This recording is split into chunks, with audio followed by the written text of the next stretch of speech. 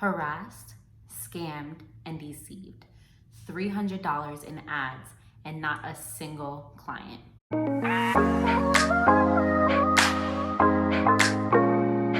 Well, welcome back. My name's Manda Jamie on YouTube. Follow me on my socials if you haven't already. They're right there. But today we are talking about Yelp. Yelp's deceiving practices, how I lost money, red flags that you should look out for with Yelp, and why you just shouldn't do it, because I'm here. You should live by experience. I already did it. It doesn't work, so I'm saving you. Today I'm just gonna tell you why you should not, and I emphasize should not do Yelp ads. It is the most waste of time, waste of money, nothing in return. If you get anything out of this video, and even if you don't even watch to the end, I hope that it just resonates with you to never do it.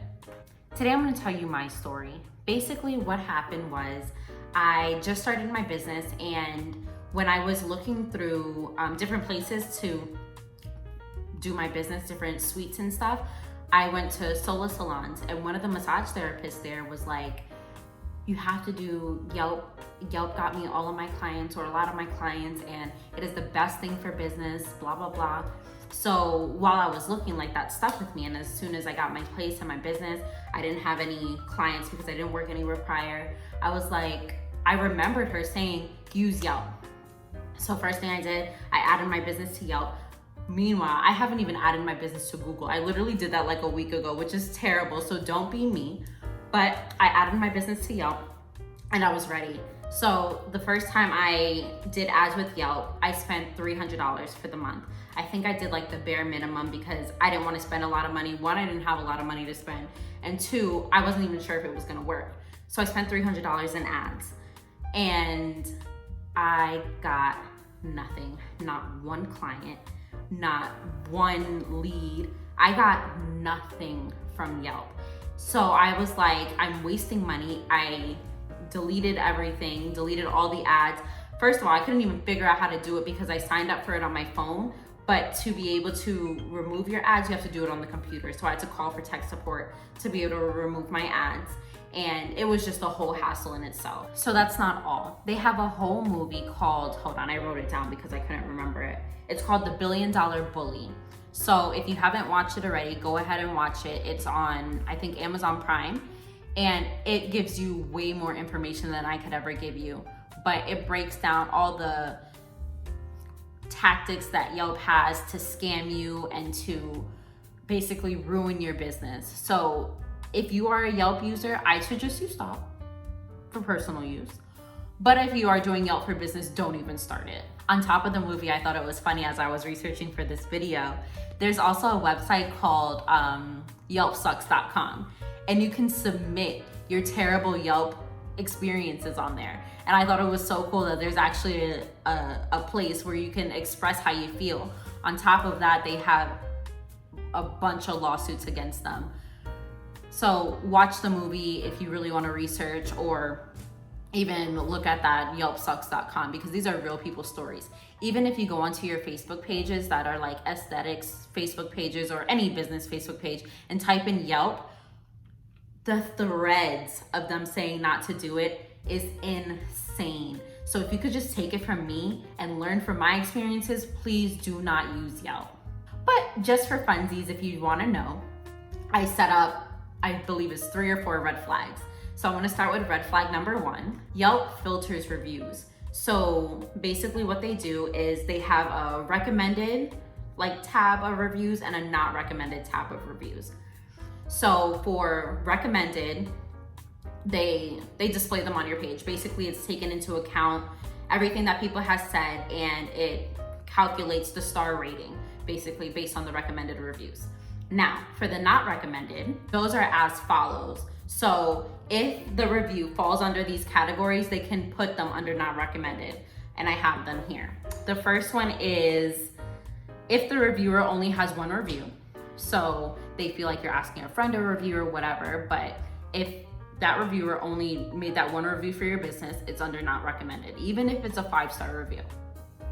The second one is if the reviewer doesn't have any profile info. So that's a profile image, any Facebook link to their account, email, whatever. If they don't have any of that on there, if they didn't complete their profile, they're in the not recommended. And then one that blew my mind was if the words in the review are extremely positive or extremely negative.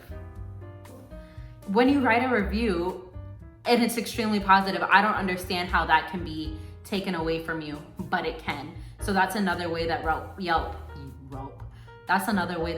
filters reviews. So for red flag number 2, it is so difficult on Yelp to remove a bad review. So a story that I heard that was so interesting was, I think it was actually coming from the movie. A business owner had a restaurant, right? Restaurant, whatever. They served, I don't remember what they served, but what wasn't on the menu was steak. Nothing on their menu had steak. A reviewer went onto Yelp and either in bad intentions for the business or a particular person, I don't know, but they wrote a lengthy review on how terrible the steak was. And that restaurant doesn't even serve steak. And you know that Yelp didn't remove the review? They didn't find the need to remove the fake false review. So with Yelp, if there is false accusations, you can report it, but they probably won't remove it. Their thing is they don't pick sides. So even if you don't serve steak, they won't pick your side. And that review would still be up for others to see. What their suggestion is though, is that you respond in a professional manner to make your business in a nice light. Instead of just helping you out and removing them, they'd rather just leave it there and whatever happens, happens. I feel like a lot of millennials like to use Yelp. They like the quickness of seeing how people feel about a certain place or restaurant, entertainment, whatever.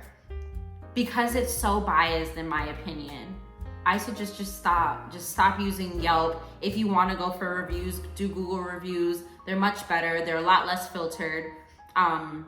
Another example that I heard is that the people on the phone, so their representatives, they can also alter your reviews. They can switch things from recommended to unrecommended. I heard one story that a person cursed out a representative at Yelp because they just wanted to stop their ads. They wanted them to stop calling them and harassing them every single day. And that person went to bed, woke up the next morning, and all of the positive reviews were not recommended. So they went from like a 4 or 5 star rating to like a 2. So these are real life examples of what Yelp does. And the third red flag is they have multiple class action lawsuits against them based on their sales tactics. But in the movie, they talk about how it's the Yelp's algorithm or the way they have the website set up that moves reviews from good to bad or whatever the case may be. And because of that, they've won almost all of their lawsuits. But I just wanted to make this video for protection for you. And if you're starting a new business and you're looking for a great advertising avenue, Yelp is not it. And I hope you take this as a warning so you don't lose money like I did. So I want to thank you guys for watching this video. I hope it was informative. I hope you make the right choices when it comes to advertising, because the amount of money you can spend in advertising is sickening. It is really, really sickening. But if it does bring in the clients, it's a good thing. I suggest going through Instagram ads, Facebook ads, Google ads if you want to spend a little extra more money. But if you can help it, please do not use Yelp. I hope you all have a great rest of your day, and I thank you so much for watching. Love always.